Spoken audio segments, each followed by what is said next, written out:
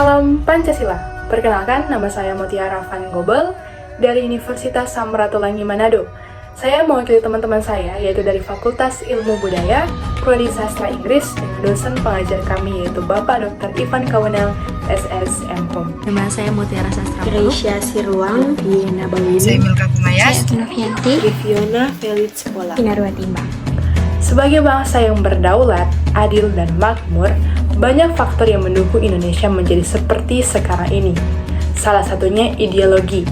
Ideologi yang kita anut sekarang di Indonesia adalah ideologi Pancasila, yang mengantarkan kita menjadi bangsa yang bertoleransi, yang bisa menghargai satu sama lain. Untuk itu, ideologi Pancasila selalu dijunjung tinggi dalam lingkup masyarakat Indonesia, karena banyak faktor yang mempengaruhi kita sebagai bangsa Indonesia menjadi bangsa yang kuat akan toleransi. Banyak catatan sejarah yang merekam perjalanan bangsa Indonesia menjadi bangsa seperti yang sekarang ini. Tidak hanya toleransi, melainkan adat dari masyarakatnya sendiri bersatu padu menjadi Bhinneka Tunggal Ika. Untuk itu, kita uraikan secara singkat Pancasila dan beberapa poin penting mengenai Pancasila. Hari lahir Pancasila jatuh pada 1 Juni yang ditandai dengan pidato Presiden pertama Indonesia Soekarno pada tanggal 1 Juni 1945 dalam sidang Dokuritsu Chumbi Chosakai atau Badan Penyelidik Usaha Persiapan Kemerdekaan Indonesia. Pidatonya pertama kali mengemukakan konsep awal Pancasila yang menjadi dasar negara Indonesia. Adapun sejarahnya, semuanya berawal dari kekalahan Jepang pada Perang Pasifik. Mereka kemudian berusaha untuk mendapatkan hati rakyat Indonesia dengan menjanjikan kemerdekaan kepada mereka dan membentuk sebuah lembaga yang bertujuan untuk mempersiapkan hal tersebut. Lembaga tersebut dinamai Dokuritsu Chumbi Chosakai.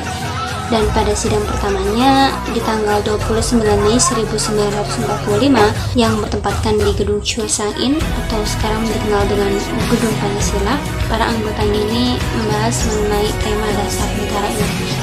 Sidang berjalan hampir sekitar 5 hari dan pada tanggal 1 Juni 1945, Soekarno menyampaikan ide serta gagasannya terkait dasar negara Indonesia yang dinamai Pancasila.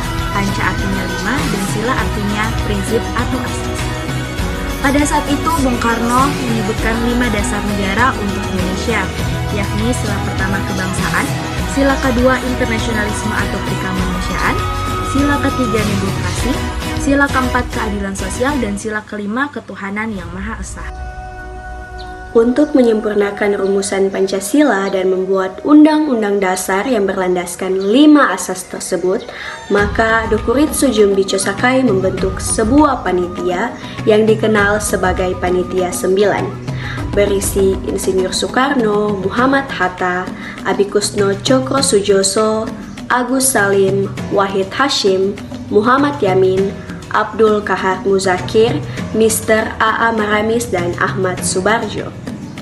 Adapun tantangan yang dihadapi Pancasila antara lain, pertama, adanya pemberontakan Partai Komunis Indonesia atau PKI, pemberontakan Darul Islam atau Tentara Islam Indonesia, pemberontakan Republik Maluku Selatan atau RMS, Pemerintahan Revolusioner Republik Indonesia atau PRRI, dan Angkatan Perang Ratu Adil atau APRA.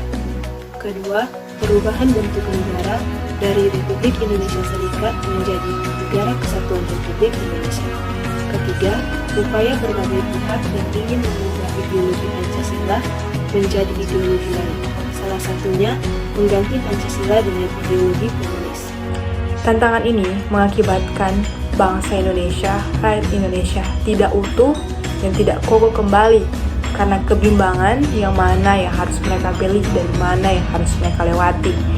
Ideologi-ideologi yang merambat masuk dengan tokoh-tokoh yang ada, menjadi tantangan kepada lingkup masyarakat, yaitu membuat mereka ragu mana yang harus mereka lewati, mana yang harus mereka pilih. Di masa lalu, tepatnya sebelum reformasi, terdapat salah satu partai politik berhaluan kiri yang berpengaruh di Indonesia, yaitu Partai Komunis Indonesia, yang biasanya disingkat sebagai PKI.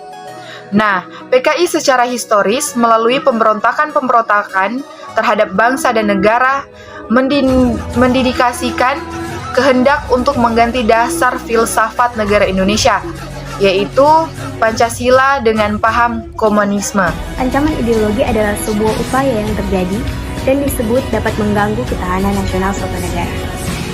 Ancaman tersebut dibagi menjadi dua, yaitu ancaman fisik dan ancaman non-fisik. Ancaman fisik berupa tindakan-tindakan pemberontakan menggunakan senjata, sedangkan ancaman non-fisik berupa tindakan verbal dengan niat mengubah ideologi Pancasila. Ada beberapa contoh mengenai ancaman ideologi, yaitu salah satunya adalah pendirian Negara Islam Indonesia atau NII.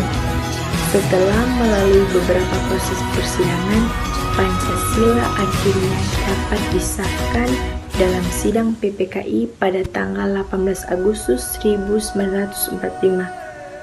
Pada sidang tersebut disetujui bahwa Pancasila dicantumkan dalam Mukadimah Undang-Undang Dasar 1945 sebagai dasar negara Indonesia yang sah. Pancasila adalah ikatan sebuah bangsa untuk membentuk sebuah negara yang berkeadilan sosial bagi seluruh rakyat Indonesia. Untuk itu, Pancasila menjadi bagian penting dalam sejarah bangsa Indonesia yang harus dipegang teguh. Selain itu, pelajar atau anak muda menjadi sasaran utama diajarkannya Pancasila karena pelajar merupakan harapan bangsa di masa depan. Anak muda menjadi ujung tombak yang kedepannya akan menjadi pemimpin dan bisa memimpin dan menjadikan negara Indonesia menjadi negara yang lebih baik. Baik, terima kasih atas waktu dan kesempatannya. Saya dan rekan-rekan saya mohon undur diri. Semoga informasi yang kami sampaikan bisa berkenan. Dan salam Pancasila.